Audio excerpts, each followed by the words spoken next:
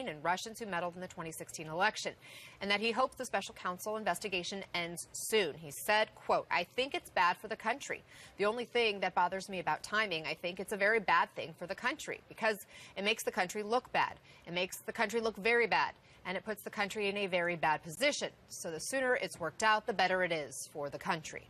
So how do Trump voters feel about the Russia investigation? CNN's Poppy Harlow traveled to Michigan and Kentucky, 2 states that Trump carried in the last election, to find out. And we should note she conducted these interviews before today's New York Times report that traces the origins of the Russia investigation. Do you have any concerns about alleged ties between the Russian government and the Trump campaign? I just don't give a rat's about that shit, okay? It's done. You understand? There's nothing we can do to change it. You can investigate all you want. It's done, okay? Let's just move on with the real problems of the world. There have been some indictments. The president calls it fake news. What do you say? Well, there's been stuff like that went on since the beginning of time. You know that, and I do too. Does it bother you? The only Do you thing want about answers? it, we've got more people digging. We got people who's a digging, just trying to find anything. It's happened in the past, and Doesn't it bother you that Russia interfered in our election? well, I got to what I wanted, so no, it didn't bother me. Really? Well, they didn't need to be doing that, but anyway, I got what I wanted, so I'm still. Do you? What did they do? What harm did they do? think- What harm did they do? Hey, I can tell you a bunch of lies. But when it Disinformation. comes down, you make your own mind up on what you want. So do you think the investigation should even be going on? Well, I think we're wasting a lot of time. It can be spent on something more worthwhile.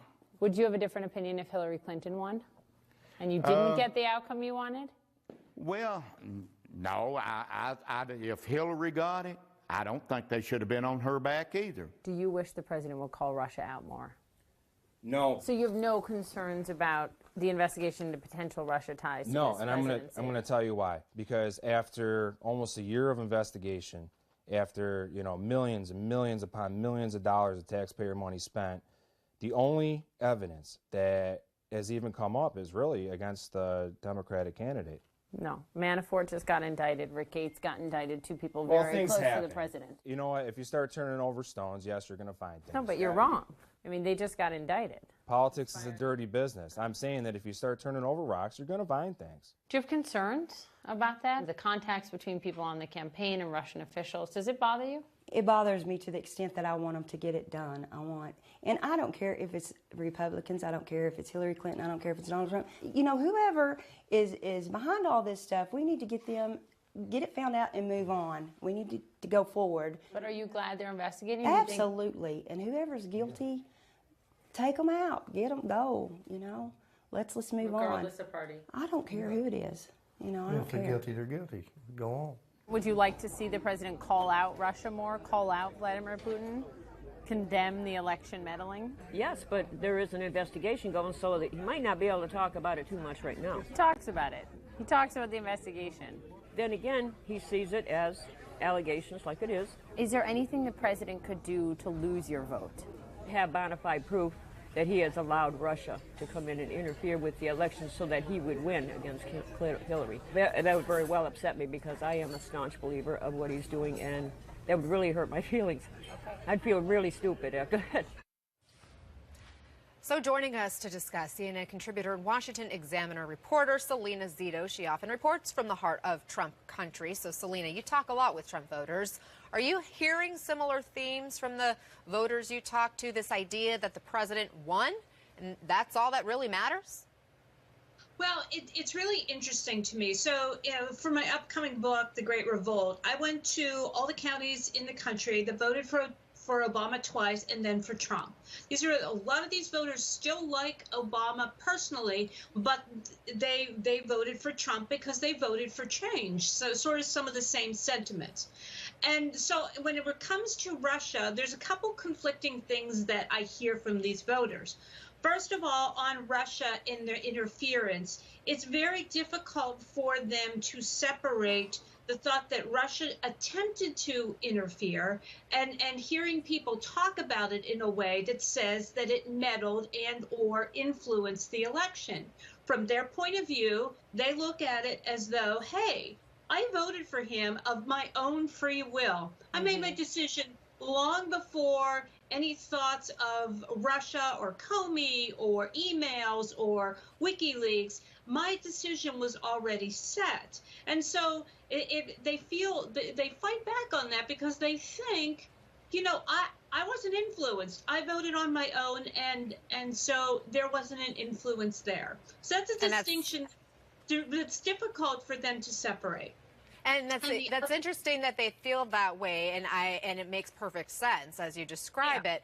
And yet we know a lot of those same people do use social media, and now we've learned so much about Russian trolls and their infiltration of social media and putting out all this propaganda and fake news stories. But beyond that, we know some of these voters, like we heard in Poppy's piece, they want proof. They are asking for proof about the Russia influence, and I just wonder, are they even going to believe it if they got it? Because we have Fox News and Republicans that are in Congress who have repeatedly questioned the credibility of the Russia probe. And I just want to play one example. Robert Mueller's partisan, extremely biased, hyper-partisan attack team. And Mueller has been using the FBI as a political weapon. This entire witch hunt needs to be shut down and shut down immediately. It's like the old KGB that comes for you in the dark of the night. I think there will be other revelations of bias and prejudice and improper conduct on behalf of the Department of Justice. What Mueller did, he hired a pedigreed team of obvious partisans. So these are messages a lot of those voters are hearing. Selena, will his most loyal supporters, President Trump's most loyal supporters, accept whatever conclusion there is in Mueller's probe, good, bad, or ugly? Well, here's what I have heard and listened to in the thousands of interviews that I've done out, you know, in Michigan and Wisconsin and in the Rust Belt, where he got switched a lot of voters. A lot of them have a lot of respect for Mueller, and a lot of them believe that he will end up doing the right thing.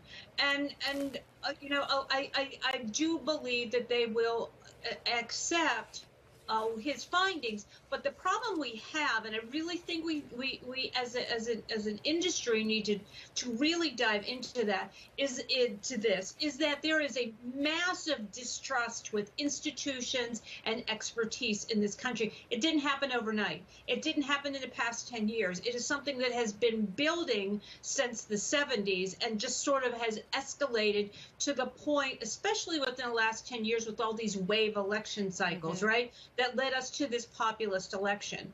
And I think that that's something that we really need to address immediately. And I don't know how you do it, but I think that's part of our problem, that massive distrust with institutions, the political class, and with expertise. People just feel as though they've been let down so many times. And that's what I think you see and hear from some of these interviews when people say, I don't trust what happens. There's a portion of that in the country that won't just believe Mueller, period. But, you know, I think we need to get to the root of that problem outside of whatever happens with this investigation. Selena Zito, thank you, and Happy New Year. We appreciate you joining us. Happy New Year. Jonathan. Sarah, at the event that the president just did with the Navajo Code Talkers, he referred to Pocahontas being in the Senate. Why did he feel the need to say something that is offensive to many people while honoring the Navajo Code Talkers, these genuine American I think heroes? What most people find offensive is Senator Warren lying about her heritage to advance her career. Now, she said it was a racial slur. She said it was a racial slur. What is your response to that? I think that's a ridiculous response. Let me just follow up with that, because the president was speaking at an event to honor members of the greatest generation, people who fought in World War II, who are in their 80s and 90s now. And the moment had many people online asking whether the president lacks decency. What's your response to that notion?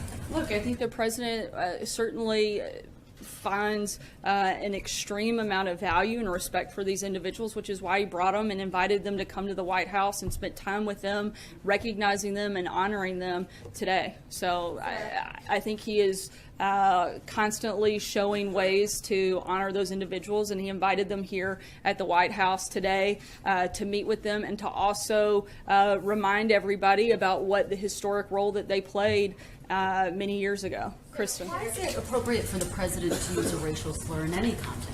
I don't believe that it is appropriate for him to make a racial slur or anybody anybody else. This is a racial slur, so why is it appropriate for him to use I think, that? like I said, I don't think that it is, and I don't think that was certainly not the president's intent. Does he see I think, political again, like value I said, I think the more offensive, the most offensive thing.